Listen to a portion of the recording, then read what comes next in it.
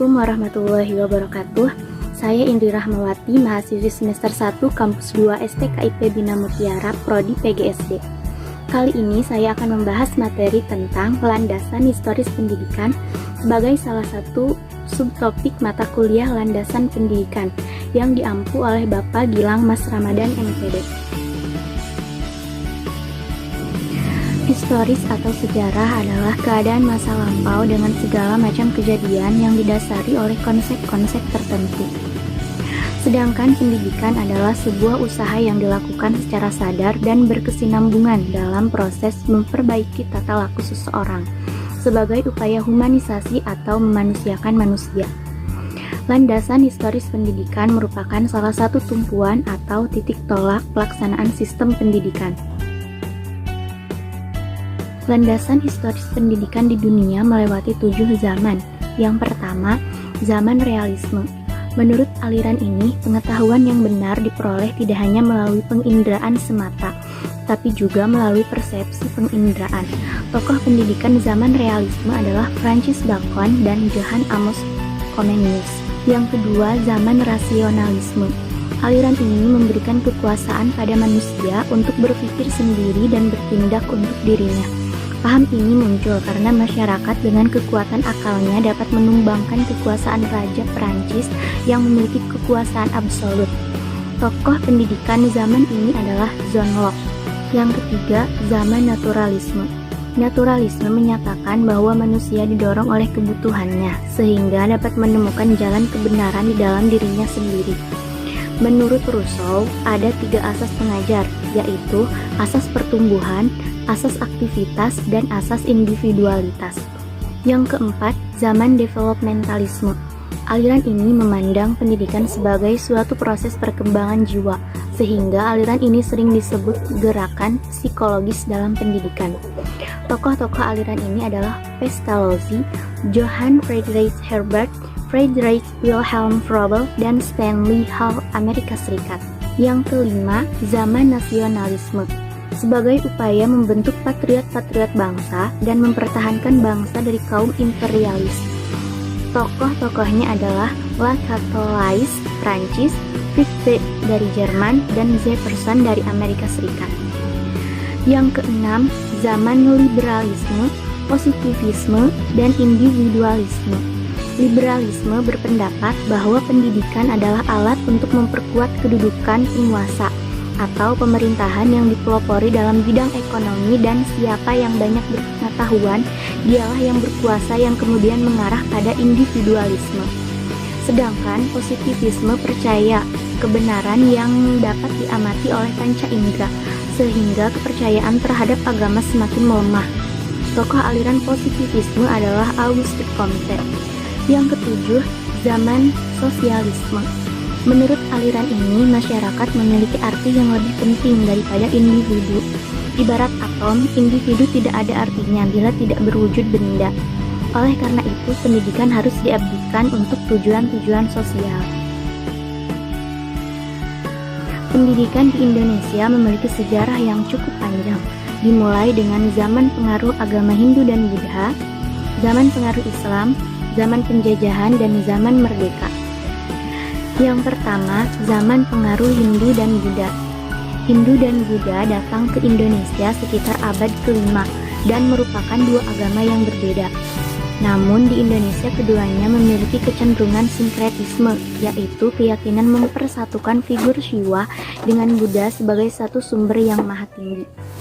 Pendidikan pada zaman Hindu-Buddha bersifat informal, berpusat pada religi, penghormatan yang tinggi terhadap guru, dan aristokratis atau mengenal kasta. Tujuan pendidikan pada zaman ini sama dengan tujuan hidup kedua agama tersebut, yaitu untuk mencapai moksa bagi agama Hindu dan nirwana bagi agama Buddha. Pendidikan dilaksanakan dalam rangka penyebaran dan pembinaan kehidupan beragama Hindu dan Buddha. Secara khusus, tujuan pendidikan pada zaman ini ialah bagi kaum Brahmana, pendidikan bertujuan untuk menguasai kitab suci. Bagi kaum kesatria, pendidikan bertujuan untuk mengetahui pengaturan teoretis tentang pengaturan kerajaan.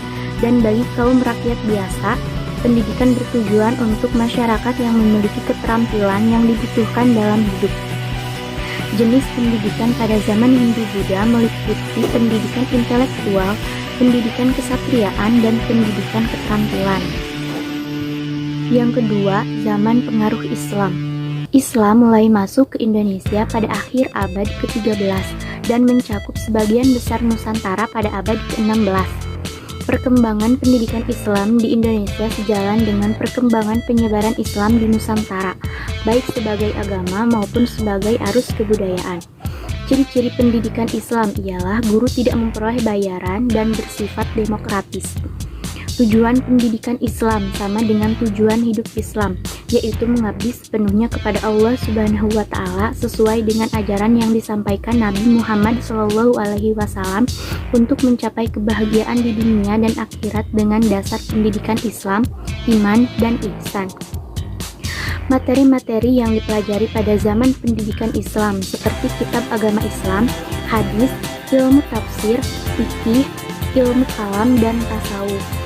Pendidikan Islam ini diselenggarakan secara terpusat, namun banyak diupayakan secara perorangan melalui para ulamanya di suatu wilayah tertentu dan terkoordinasi oleh para wali di Jawa, terutama Wali Songo. Yang ketiga, zaman kolonial Belanda. Pada awal abad ke-20, masalah pendidikan mendapat perhatian yang besar oleh pemerintah Belanda yang berhubungan dengan politik etis. Sekolah mulai banyak didirikan, namun pembangunan sekolah tidaklah seimbang dengan jumlah penduduk. Didirikannya sekolah desa dan sekolah modern dengan sistem pendidikan yang menyangkut kepentingan Belanda agar anak Indonesia bisa dipekerjakan menjadi pegawai rendah. Menurut Nasution, ada 6 prinsip politik pendidikan kolonial Belanda di Indonesia. Di antaranya, 1. Dualisme dalam pendidikan. 2. Gradualisme yang ekstrim. 3. Prinsip konkordansi. 4. Kontrol sentral yang ketat. 5. Tidak adanya perencanaan pendidikan sistematis. Dan ke-6. Pendidikan pegawai sebagai tujuan utama sekolah. Yang keempat, zaman kolonial Jepang. Masa Jepang, kegiatan pendidikan dan pengajaran menurun. Akibatnya angka buta huruf meningkat. Oleh karena itu diadakannya program pemberantasan buta huruf yang dipelopori oleh Putra. Namun Jepang telah menghapus dualisme pendidikan dari penjajah Belanda dan menggantikannya dengan pendidikan yang sama bagi semua orang. Jepang menerapkan beberapa kebijakan, antara lain dijadikannya bahasa Indonesia sebagai bahasa resmi pengantar pendidikan sebagai pengganti bahasa Belanda, dan adanya integrasi sistem pendidikan dengan dihapuskannya sistem pendidikan berdasarkan kelas sosial di era penjajahan Belanda. Yang kelima, zaman kemerdekaan sampai saat ini. Setelah Indonesia merdeka, dilakukan pembangunan dalam bidang ekonomi agar bisa mendukung bidang-bidang yang lainnya, termasuk dalam bidang pendidikan. Seiring berjalannya waktu, pendidikan terus berkembang ke arah yang lebih baik dengan adanya Pasal 2 tahun 1989 yang mengatur tentang sistem pendidikan. Saat ini sistem pendidikan nasional terdapat pada Undang-Undang Republik Indonesia Nomor 20 Tahun 2003 Bab 6. Jalur pendidikan terdiri atas pendidikan formal dan non-formal yang saling melengkapi dan memperkaya pendidikan. Dalam Undang-Undang Dasar, pemerintah telah berusaha semaksimal mungkin untuk menyelenggarakan pendidikan dengan sebaik-baiknya. Setiap tahun dan setiap ada pergantian pimpinan selalu berupaya menyempurnakan kurikulum, pola, dan strategi pembelajaran. Itulah tadi video presentasi dari saya mengenai landasan historis pendidikan. Mohon maaf atas segala kekurangannya. Terima kasih. Wassalamualaikum warahmatullahi wabarakatuh.